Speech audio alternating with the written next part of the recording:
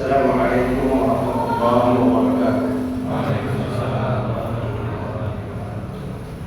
Alhamdulillahirrahmanirrahim. Sallallahu ala abdil muhtad Muhammad bin Abdillah wa ala alihi wa sahbihi. Asyhadu an la ilaha illallah wa anna Muhammadan abduhu wa rasuluh. Qala Allah ta'ala a'udzu billahi minasyaitonir rajim. Ya ayyuhalladzina amanu taqullaha haqqa tuqatih wa la tamutunna illa wa antum muslimun. Bapak Ibu jamaah yang dirahmati Allah, sama-sama kita senantiasa menjadi hamba yang syakiran li an'amih, hamba yang cerdas, pandai bersyukur. Sebab syukur itu nisful iman, separuh daripada iman. Berbahagia hamba yang bersyukur atas karunia Allah. Wa idh ta'adzana rabbukum la in syakartum la azidannakum wa la in kafartum in 'adzabi lasyadid. Jadi antara reward dan punishment jelas. Yang syukur ditambah, yang tidak bersyukur siksa. Itu antara reward dan punishment jelas. Wa man yashkur fa innama yashkur li nafsihi. Yang bersyukur terus menambah kebaikan untuk dirinya. Wa man kafara fa innallaha ghaniyyun hamid. Yang tidak bersyukur, Allah tidak butuh hamba yang tidak bersyukur. Ini memberikan. Sebab itu syukur itu bagian daripada kehidupan kita yang tidak pernah kita lalaikan. Semoga Allah Subhanahu wa taala senantiasa membimbing kita menjadi hamba yang bersyukur kepada Allah Subhanahu wa taala. Mari sama-sama kita menyampaikan salam untuk Nabi kita baginda Nabi Muhammad sallallahu alaihi wasallam. Insyaallah melanjutkan kajian tauhid kita. Pada fursah ini kita akan berbicara terkait dengan mahabbah. Kata mahabbah ini ada dua perspektif. Mahabbah dalam pandangan masyarakat awam dan menurut pandangan tauhid itu berbeda. Pesantren klasik ini memahami mahabbah itu lebih identik dengan black magic. Mahabbah itu ya cari pesugihan, cari apalagi pengasihan, cari pemaris dan sebagainya. Itulah makna mahabbah yang dipandang menurut kalangan awam, orang-orang yang tidak paham tauhid. Tapi dalam perspektif tauhid, mahabbah itu berbeda. Yang akan kita kaji ini adalah mahabbah dalam perspektif tauhid, mahabbah dalam pemahaman tauhid. Kalau soal orang pengen punya pengasihan, pewaris, yang paling rukun lah. Dan itu bukan dunia kita, itu dunia black magic. Dan kita adalah dunia tauhid yang selalu Allah Subhanahu bergantungnya kepada Allah, bukan bergantung kepada jin maupun abdul jin. Nah, itu yang membedakan. Saudaraku masyarakat muslimin,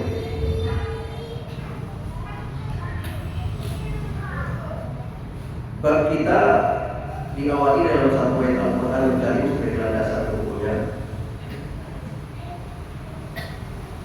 Nanti di Al-Baqarah 165 ayat berbicara. A'udzu billahi minasyaitonir rajim. Wa minan nasi may yattakhidhu min dunillahi andadan yuhibbunahum ka hubbillah walladzina amanu ashaddu hubban lillah walau ya'lamuna zalamu idh yarawna al-'adzab anna al-quwwata lillahi jami'an wa anna Allaha syadidul 'adzab.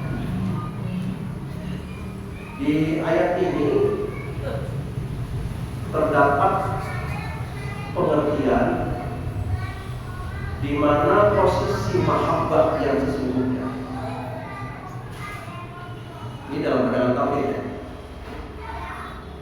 Karena ayat ini sedang mengomentari terjadinya mahabbah di ghairillah, mahabbah yang sifatnya magic. Jadi konon ceritanya orang-orang Quraisy ini kental sekali dunia magicnya, termasuk mahabbahnya kepada dunia juga sangat luar biasa. Nah, digambarkan di ayat ini, wa minan nas, ada sekelompok umat manusia yang tentunya adalah siapa? Manhum kufar, yakni orang-orang kufur. Nah, orang-orang yang dinyatakan kufur itu adalah man yattakhidhu min dunillahi andadan. Jadi orang-orang yang dicap kufur oleh Allah itu manakala cintanya kepada selain Allah itu pol-polan ya. Apa pol-polannya? Sudah ada.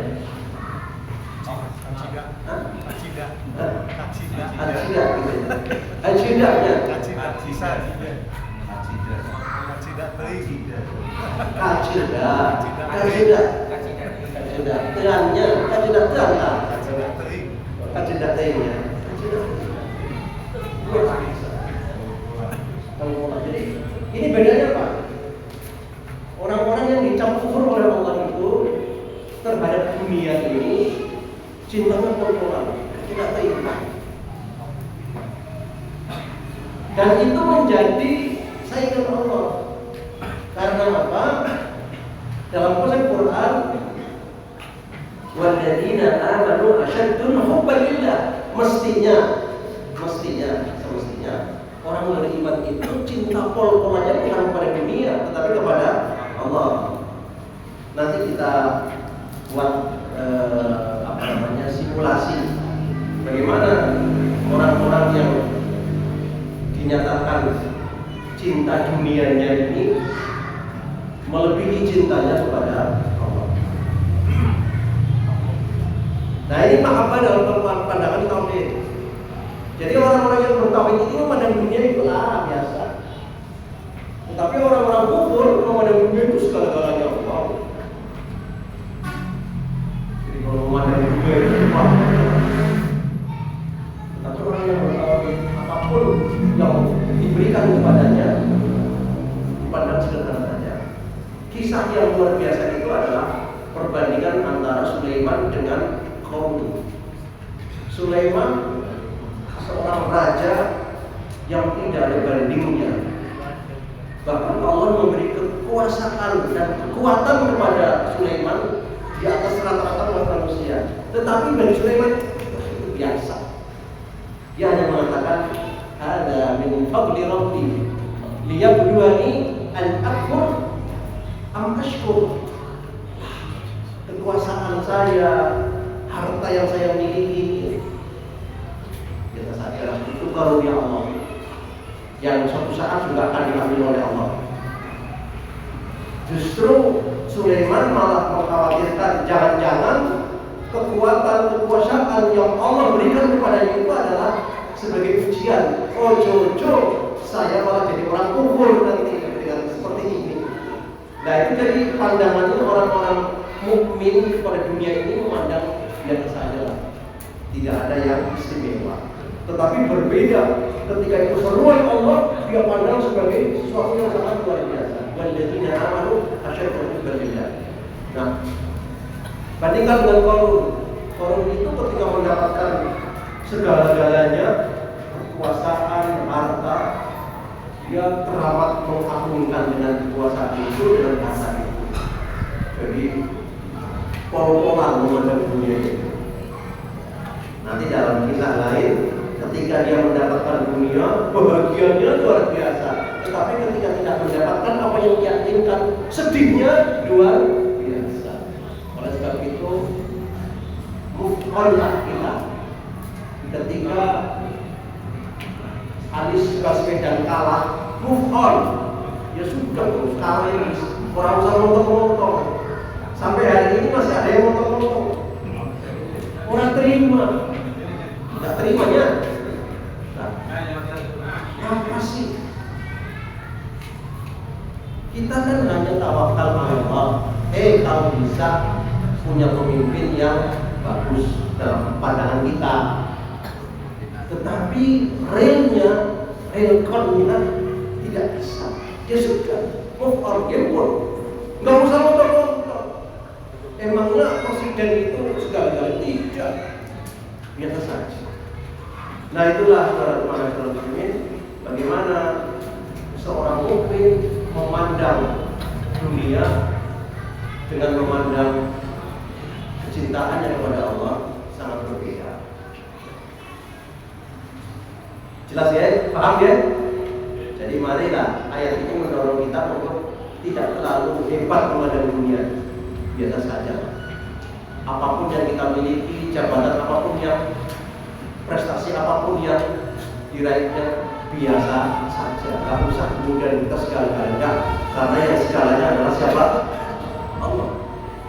Walladzina amanu asyaddu hubban lillah. Walau yaral ladzina zalamu idh yarawna al-qadar. Ini gambarannya. Ketika orang-orang kufur itu menyadari bagaimana siksa Allah itu betapa besarnya, niscaya dia tidak akan mencintai dunia ini dengan pola-pola.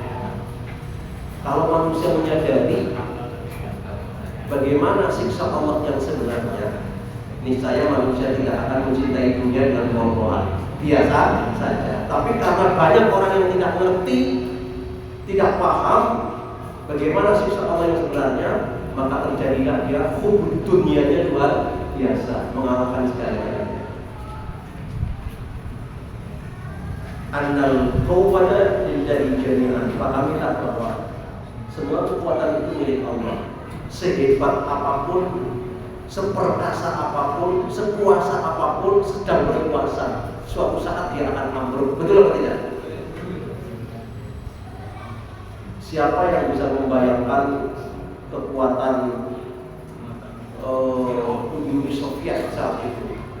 Uni Soviet itu kekuatannya, siapa yang membayangkan akan runtuh dengan seketika, dan umurnya 75 tahun itu komunis di Rusia.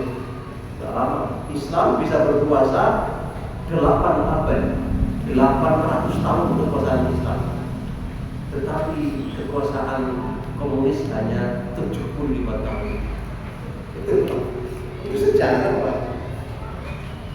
Betapa hebatnya Abbasiyah bisa menguasai 2/3 dunia ini, dan betapa lamanya. Meskipun semuanya itu adalah bergilir. Ya, umat Islam pernah jaya, nanti gilirannya ambruk lagi. Ini kira-kira mau jaya apa kira-kira? Masih, kalau caranya masih berjaya lagi. Setelah berjaya, ambruk baru kiamat.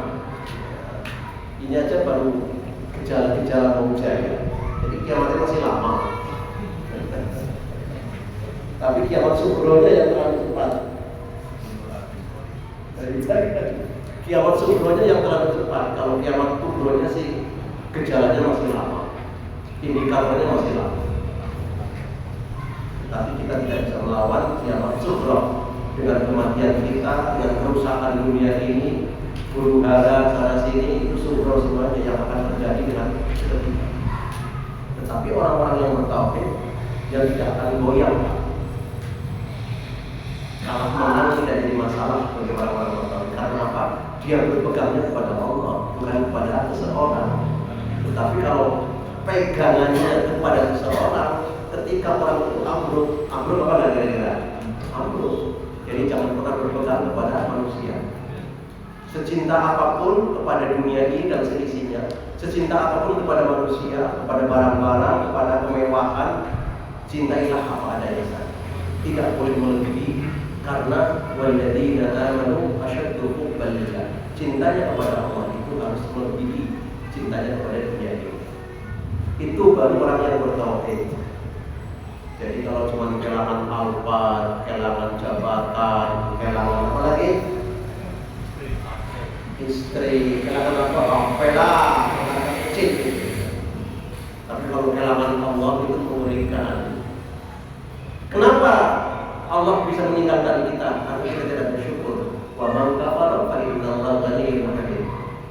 kufur nikmat, dia akan ditinggalkan oleh Allah. Itu baru mengerikan, Pak.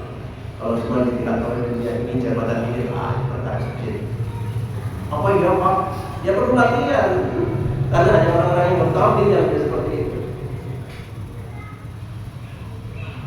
Ini yang kita pahami di surah Al-Baqarah ayat 165. Bagaimana ayat ini menjelaskan secara tegas?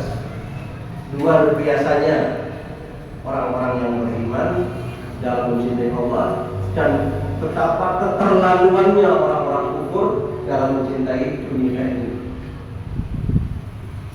Karena kemana saudara muslimin?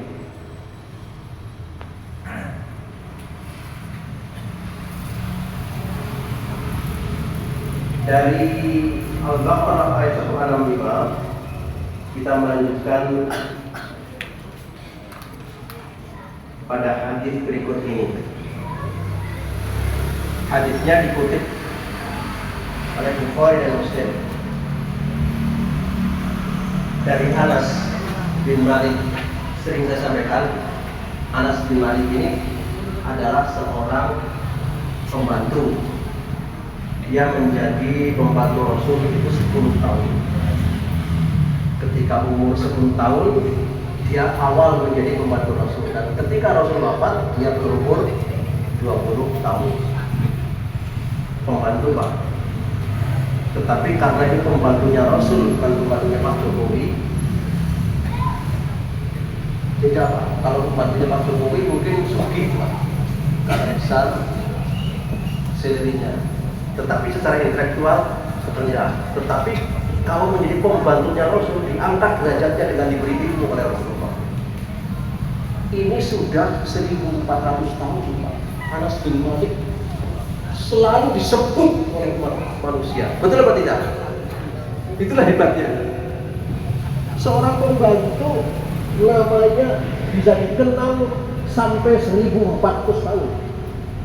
Anas bin Malik. Kalau istri Rasul sih jangan tanya. Ini seorang sahabat, pembantu.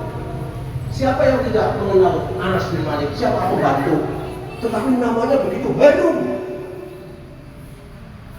Pikiran orang-orang yang pembantu, Pak. Kalau pembantunya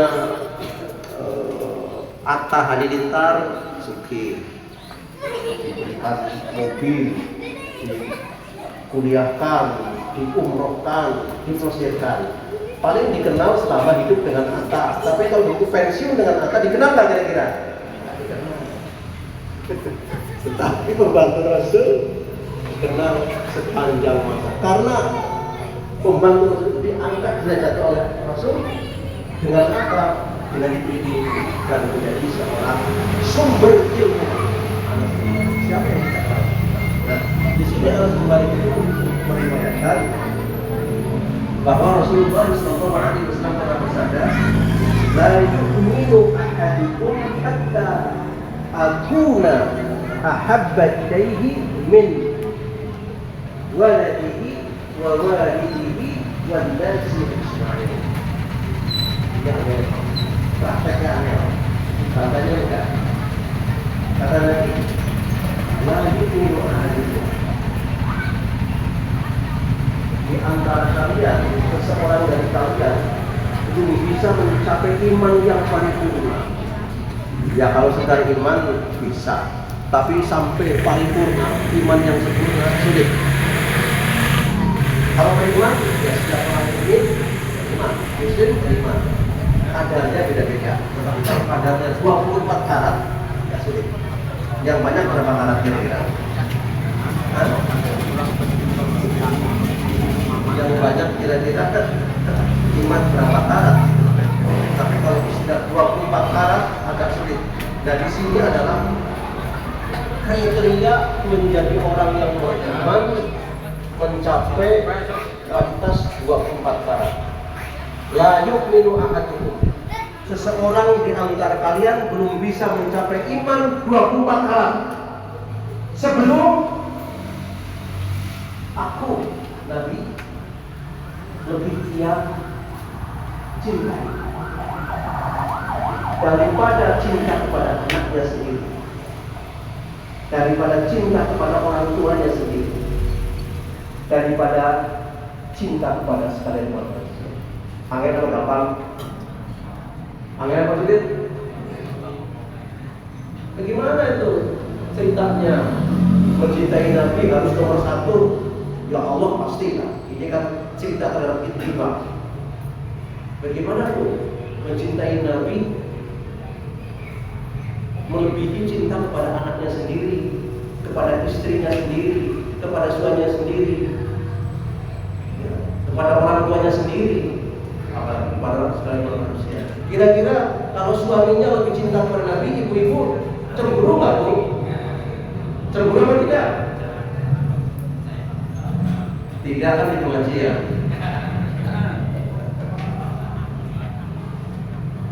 Ini doktrinnya Rasulullah ini. Kalian belum mencapai iman yang sempurna. Sebelum aku Nabi kau prioritaskan daripada anakmu sendiri, ibumu sendiri, orang tuamu sendiri, atau bahkan sekalian manusia. Hadis ini sebenarnya sedang dalam rangka mendoktrinkan agar umat Muhammad itu berittiba. Ayatnya akan mengatakan, "Qul in kuntum tuhibbunallaha fattabi'uni yuhibbukumullah wa yaghfir lakum dzunubakum." Nah, itu ayatnya. Hai, kalau kalian benar-benar mengatakan cinta kepada Allah, fattabi'uni, cukup ikuti Rasulnya. Karena mengikuti Rasul berarti mengikuti Allah. Fattabi'uni, ittiba. Bapak Ibu, kalau bicara ittiba, tidak dikenal lagi itu sunnah, mubah, makruh, haram, tidak dikenal lagi, adanya ittiba. Sebab istilah sunnah, mubah, wajib, haram, makruh itu kan dalam bahasa fikih, dalam bahasa hukum. Tetapi kalau ittiba adalah bahasa kesetiaan.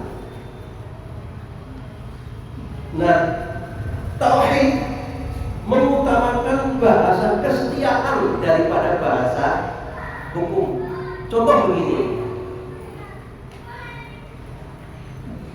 sholat berjamaah hukumnya apa?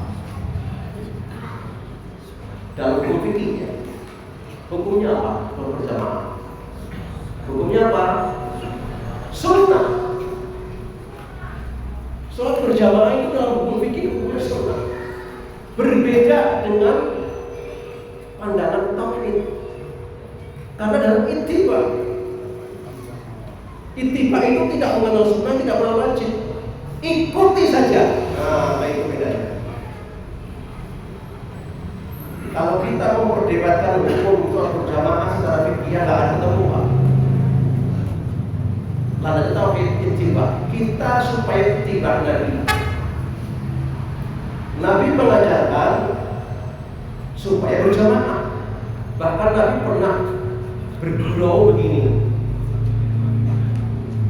bagi kaum laki-laki yang tidak kedapatan jamaah di masjid, aku bakar rumahnya. Bergurau Nabi, walaupun tidak pernah membakar rumah, bergurau saja. Ini dimaknai sebagaimana ittiba. Ikuti Nabi saja lah, gak usah memperdebatkan antara sunnah dengan wajib. Gak akan ketemu, Pak. Nah, orang-orang yang bertauhid itu mengutamakan bahasa ittiba. Mau sunnah mau wajib ittiba. Ikuti Nabi.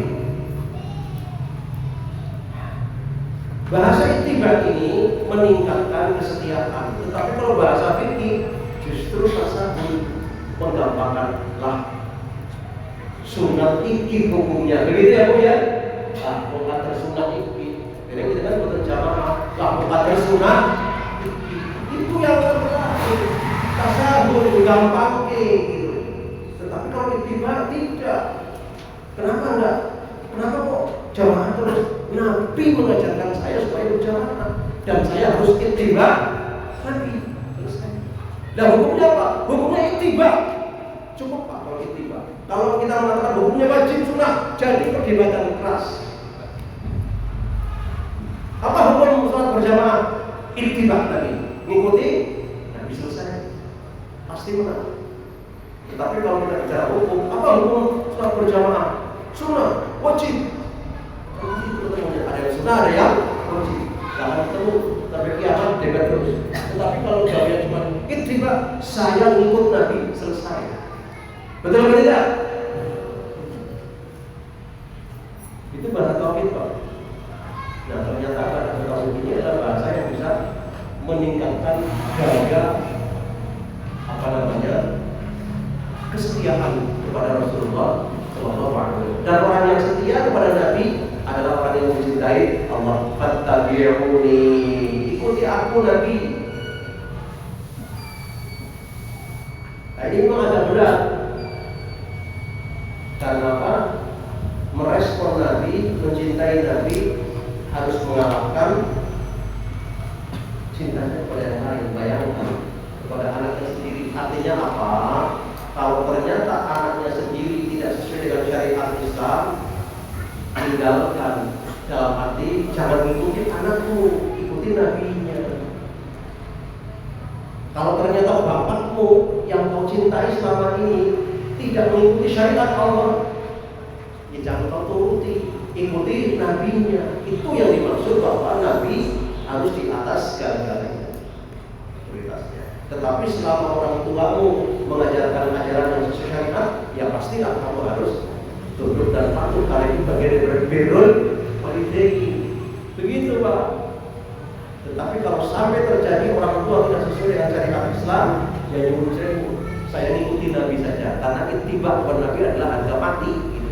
Jadi bukan NKRI harga mati, keliru Pak. NKRI itu adalah harga apa? Harga mati, harga ya pasti. Bagaimana harga mati dalam ekonomi? Harga mati berapa? Harga fluktuatif. Orang yang mengatakan NKRI harga mati itu orang yang nggak paham sejarah. Kalau orang paham sejarah, paham apa NKRI itu? Kesepakatan. Apa itu Pancasila? Kesepakatan. Jangan mengkhianati kesepakatan. Pengkhianat gitu. Jadi bukan harga mati, siapa yang harga mati? Oh, ada 3 tawaran kok. Tawarannya Supomo, tawarannya Soekarno, dan tawarannya tim 9. Kalau tawarannya Supomo, ketuhanan yang Maha Esa di nomor bawah, nomor 5. Kalau tawarannya Soekarno, umat Islam harus menjalankan kewajiban syariatnya. Tapi tawarannya Soekarno, keren Soekarno sampai gitu. Saya berpikir umat Islam di Indonesia ini menjalankan syariatnya. Tawarannya Soekarno, ya kan? Jangan Soekarno yang berpikir. Tetapi tim 9 enggak. Sudahlah, nggak usah maksa-maksa begitu. Ya yang sekarang ini ya, Pancasila sekarang itu ada tawarannya. Itu kesepakatan Pak. Jangan mengkhianati. Rasulullah pernah bersepakat dengan kaum Quraisy, merugikan Rasulullah karena apa? Jika ada orang Quraisy ke Madinah, boleh dipulangkan. Tetapi ketika orang Madinah ke Mekah, tidak boleh dipulangkan. Siapa yang rugi? Madinah dirugi Rasulullah. Tapi itu sudah kesepakatan, ya sudah. Sampai akhirnya kesepakatan itu hancur sendiri karena ditaruh di di dinding Ka'bah, dimakan oleh rayap, ya habis. Padahal itu merugikan sebenarnya, sangat merugikan. Jadi kesepakatan Hudaybiyah itu merugikan sekali. Tetapi itulah kesepakatan. Kita tidak usah memperdebatkan untung ruginya Pancasila, itu hasil kesepakatan. Bukan harga mati, yang harga mati hanya Islam. Inna dina indallahil Islam, wa may yabtaghi ghairal Islam dinan Badan yuqbal itu harga mati dalam pandangan tauhid. Seneng orang seneng ya itu tauhid. Maka saya katakan ngaji tauhid harus siap. Seneng orang seneng itu.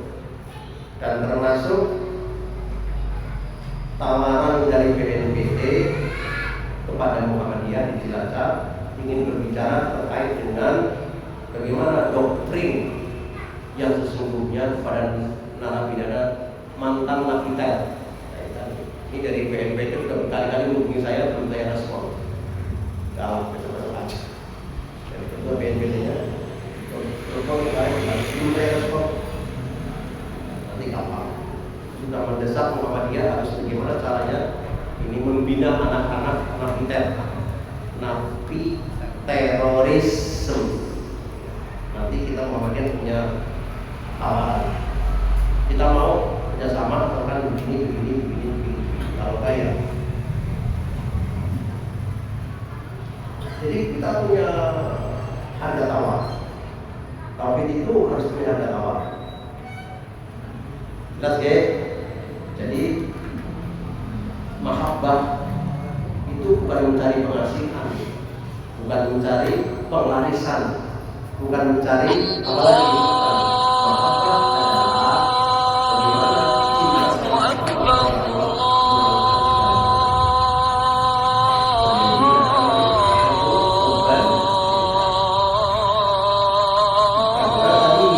bagaimana cinta sama kalian belum bisa mengatakan Rasul lebih cinta daripada orang muslim, wanasi ashma'u dan juga daripada muslim. Nah, hadis ini sering dipolitisasi. Asyhadu an la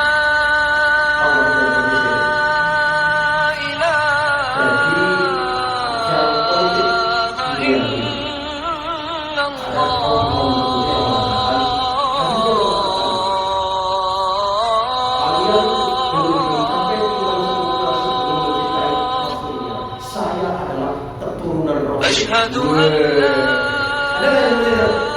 ada tidak? Ini lagi ramai yang dongkleng. Kaum ini dongkleng terhadap perusahaan Rasulullah dengan meyakinkan saya asyhadu anna Muhammadar Rasul. Sehingga muncul doktrin kamu tidak akan pernah bisa selamat kecuali kamu menggunakan cucu Rasul.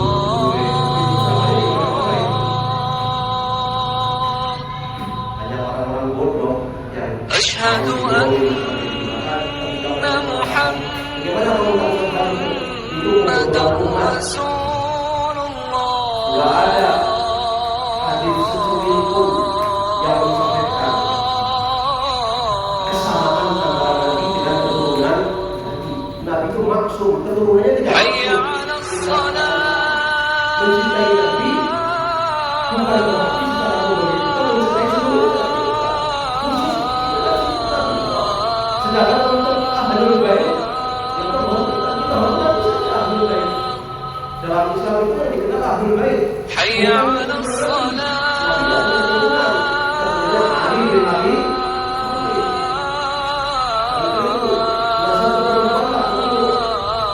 kalau jadi Anda mentok yang tidak karena jalur mazhab itu lahir perempuan. Hayya 'alal falah.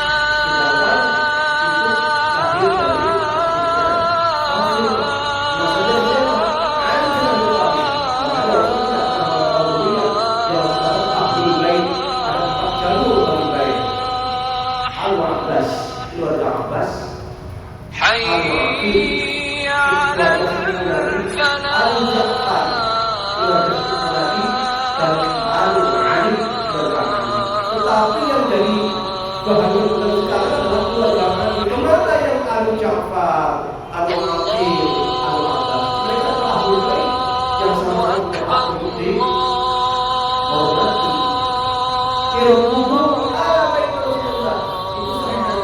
Hormatilah keluarga Nabi. Siapa keluarga Nabi? Tapi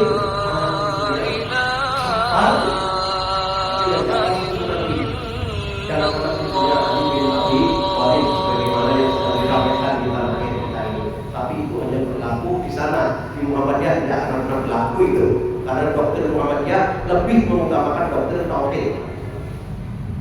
Tauhid itu tidak akan memandang dunia hebat, dunia itu kecil sekali. Nah, Muhammad Darwis, orang mengenal dengan Kiai Ahmad Dahlan, nasabnya itu kembali ke Ahlul Bait, jelas. Tapi isim nyebut Ahlul Bait. Oh, ketua PDM Habib Ghazali. Di sebagian orang itu memandang saya ini Habibnya kayak karepmu. Saya kan cuma pengajar di Muhammadiyah yang nggak diciumi tangannya. Kalau pengajar di sana ya diciumi lah. Makanya saya siap panggil minyak wangi gitu. Nah kalau mau operasi sih kan di sini nah itu siap minyak wangi gitu, ciumi. Kan banyak pengajar di Muhammadiyah. Karena Habib.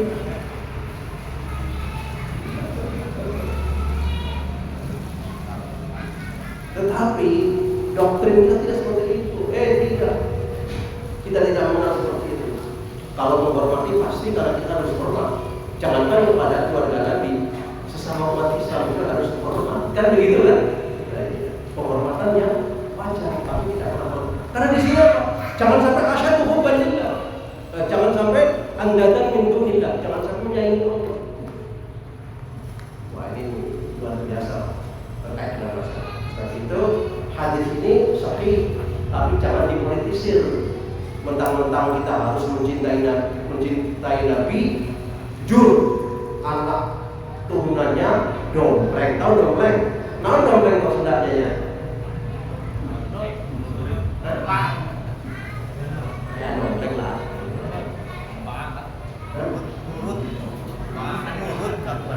Gitu ya. Jadi orang mengatakan bapak ini bapakku, dan lo ngapain? Itu kan bapakmu. Nah, kadang-kadang orang sekarang kan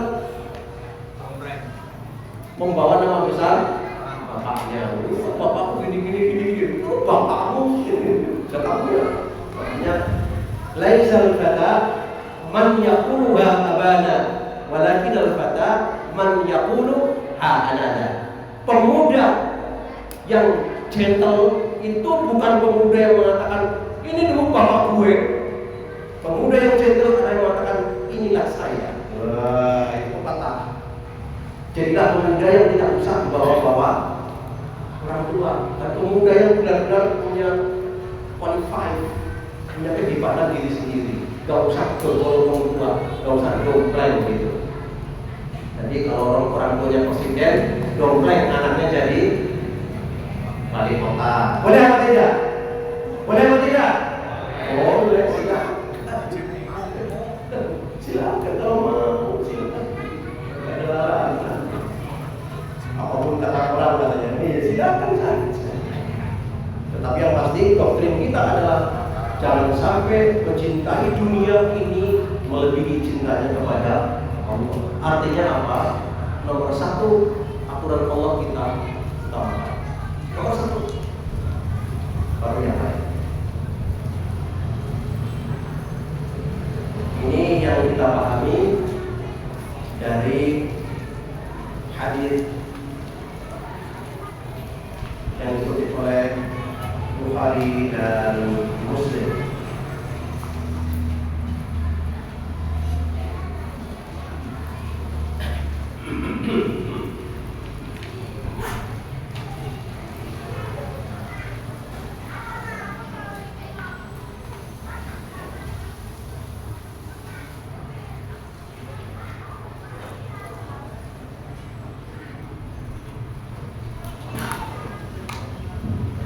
Hadis berikut ini mudah-mudahan memantapkan tauhid kita.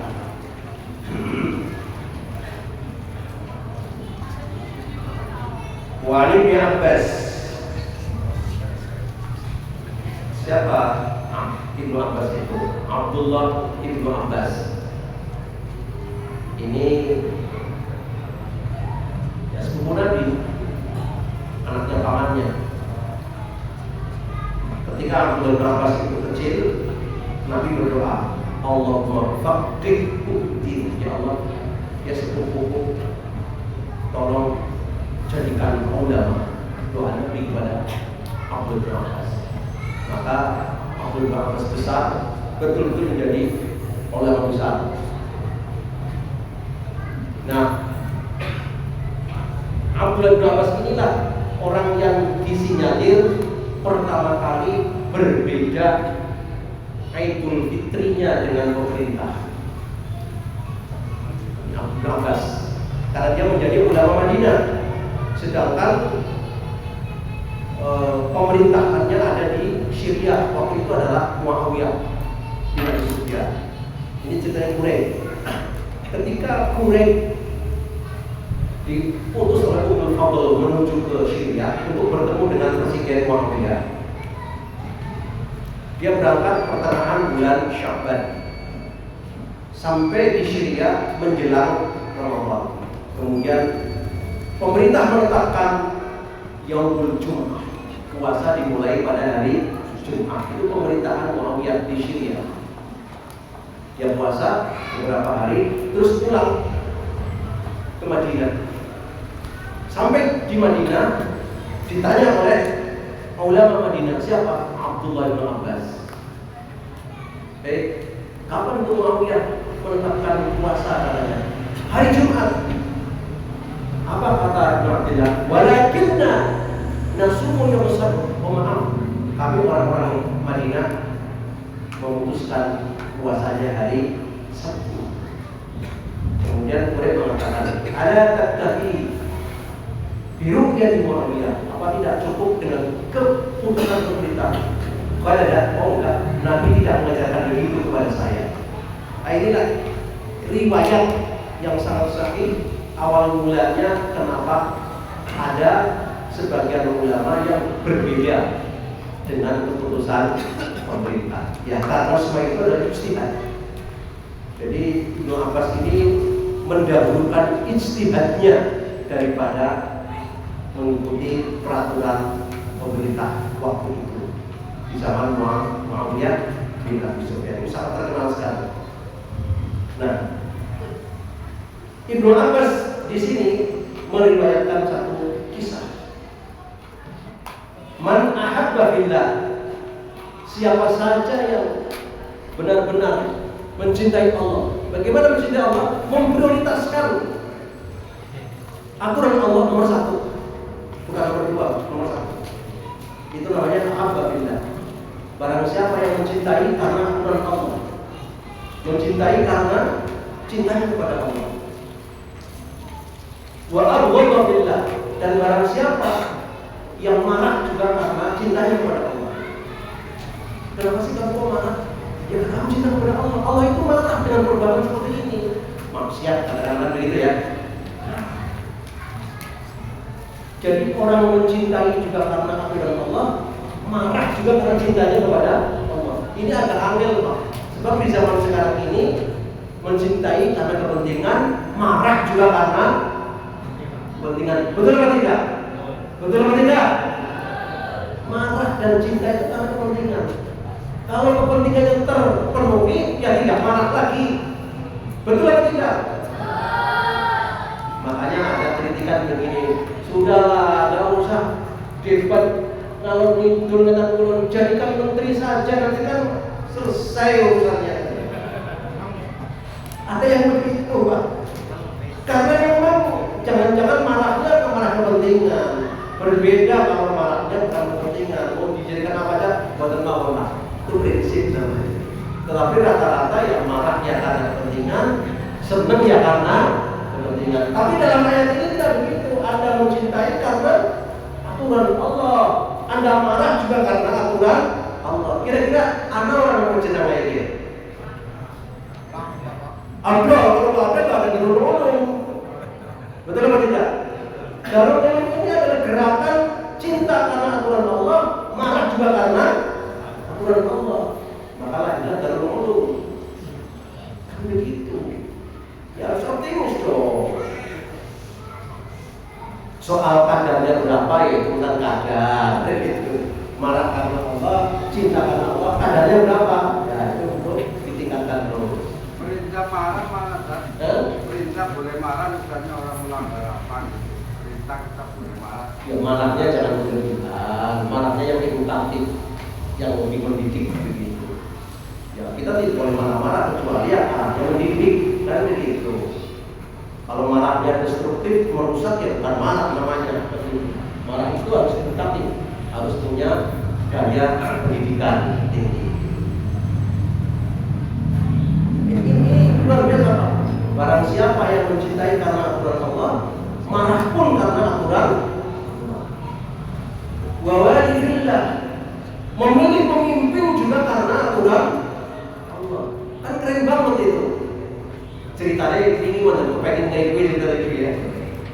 Saya pengen memilih pemimpin karena aturan Allah dalam kriteria. Wah, gak jebulannya.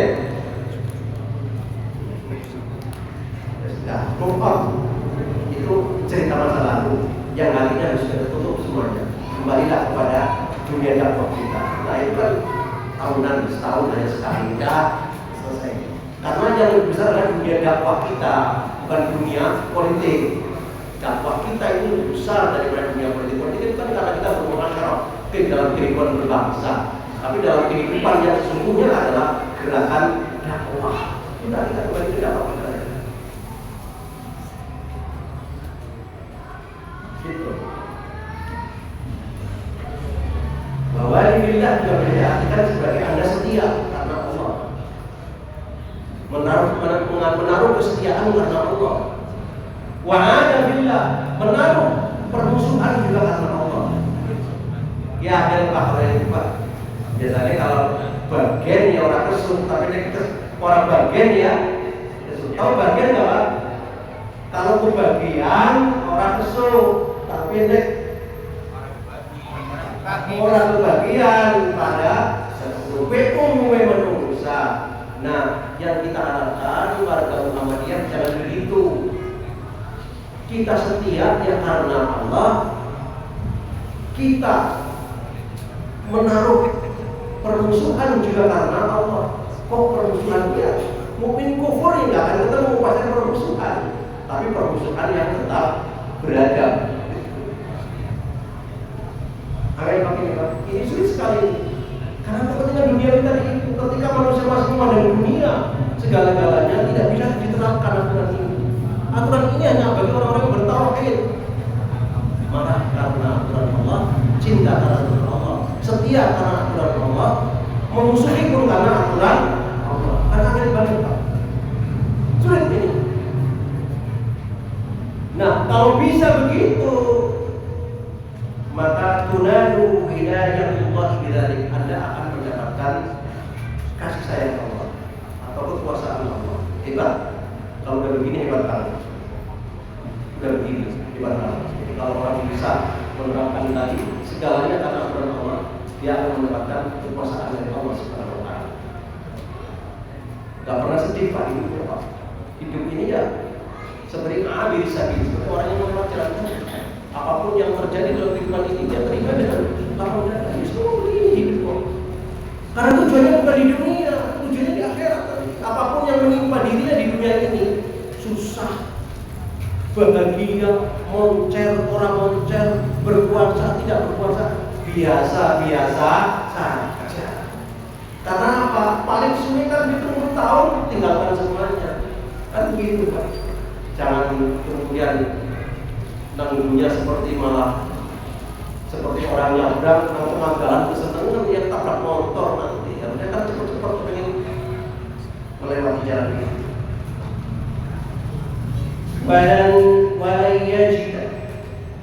Walayajida abdun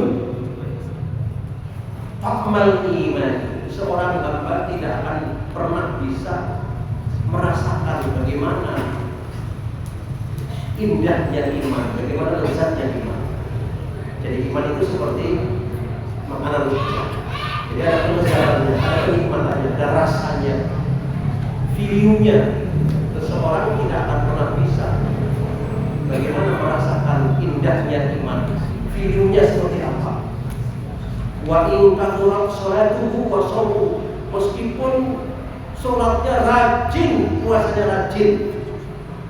Ingat-ingat Pak, seorang mukmin belum bisa mendapatkan nikmatnya, hebatnya iman meskipun banyak sholatnya, rajin sholatnya, rajin puasanya. Hatta yakuna kadzalik, sebelum dia bisa apa? Mencintai karena Allah, marah karena Allah, setia karena Allah, memusuhi juga karena Allah.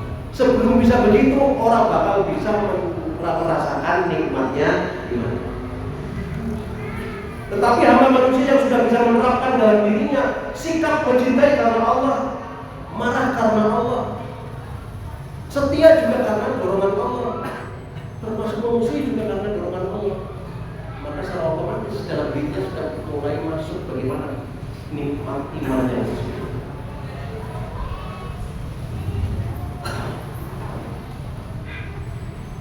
Nah, hadis ini lebih kritis lagi. Waqad syarat amatun mu'akhadin nasi, kebanyakan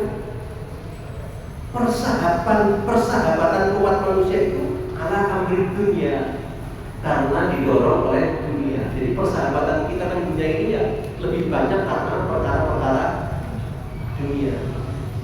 Itu kenal dengan itu, kaya karo kaya. Tidak, kebanyakan karena perkara duniawi. Masih sedikit yang dorongan-dorongan agama.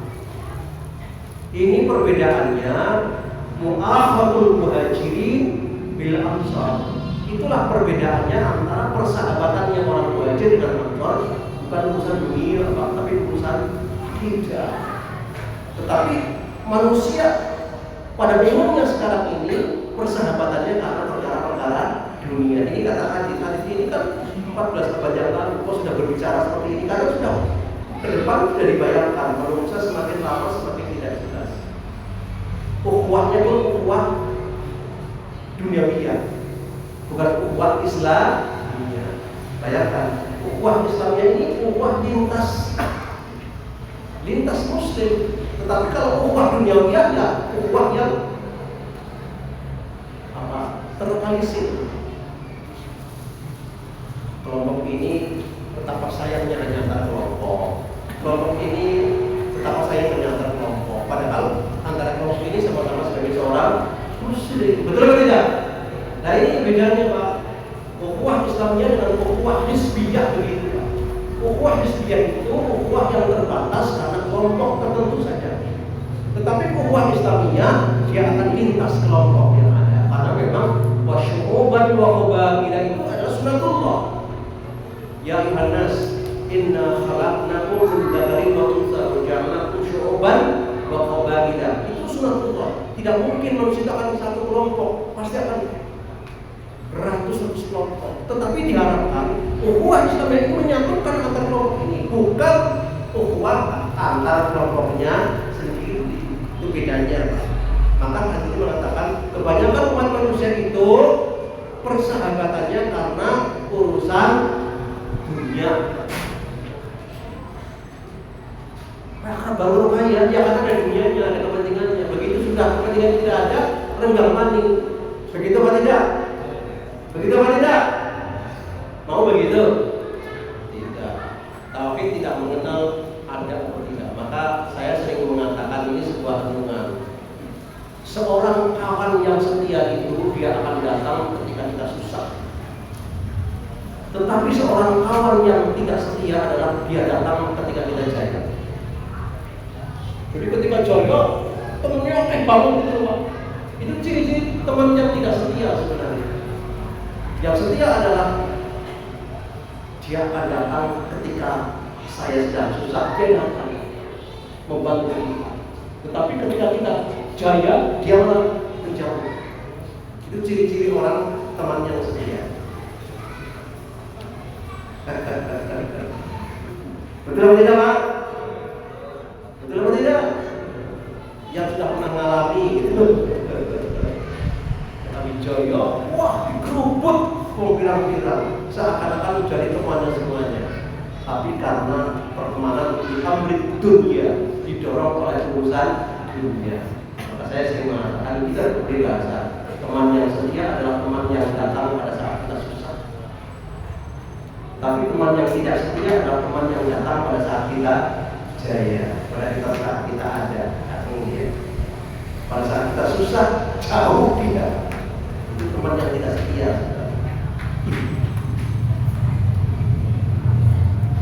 Wadzalika la yajdi ala ahlihi syai'an. Jadi persoalan-persoalan di amrit dunia tidak akan berpengaruh pada dirinya sendiri.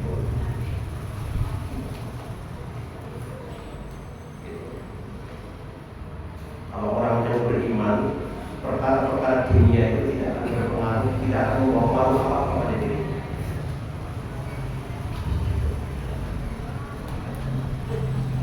Selesai jabatan ya selesai. Siapa yang tidak kagum dengan sikapnya Khalid bin Walid yang saat itu sedang menjadi panglima perang paling tersohor, sehingga seluruh masyarakat memuja-muja dia. Cerdiknya Umar bin Khattab adalah menyelamatkan dia dari munculnya riya dan takabur. Copot dia dari jabatannya. Pada saat itu moncat copot karena apa? Menyelamatkan dia. Justru berterima kasih Umar itu mencopotnya. Karena apa? Kalau saya tidak dicopot, mungkin saya akan tergoda dengan pujian rakyat saat itu karena kehebatannya Khalid bin dia malah pengen jadi presiden seumur hidup. Seumur hidup.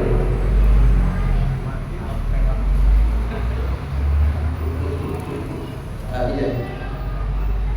Jadi kalau kita membaca hadis seperti ini seperti ngayal, karena persoalan ini seperti tidak ada di zaman sekarang. Betul atau tidak?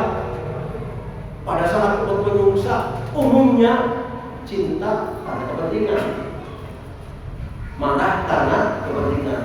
Doktrinnya cinta karena Allah, marah karena Allah. Kan sesuatu yang tidak ada, seperti ngayal. Begitulah yang terjadi dalam doktrin tauhid. Mudah-mudahan ini menjadi penting bagi kita karena kajian kita kajian tauhid.